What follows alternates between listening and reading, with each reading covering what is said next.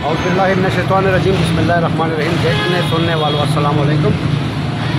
Conference का मकसद आज मेरा ये है कि एसी साहब, एसपी साहब और डीएसपी साहब, आप ये ट्रैफिक का निज़ाम देख सकते हैं कि किस तरह ये जाम है।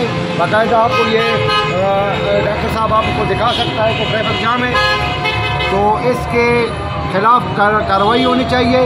सुबह 9 बजे से पहले कोई ट्रक बाज़ार में दाखिल नहीं होगा और स्कूल के छुट्टियों के वक्त उस वक्त भी कोई ट्रक नहीं आएगा। मैं आपसे आके उधर मुलाकात भी करता हूँ। दूसरी बात एसी साहब, तौहीद रोड का जो मसला है, घोड़े भी हमने तैयार कर लिए हैं और ख़त्मी नबूवत चौक का नाम भी अल्हम्दुलिल्लाह हमने रख लिया है। तो एसी साहब आप टाइम निकालें और आएँ हमारे साथ इसका इफ्तिताह करें।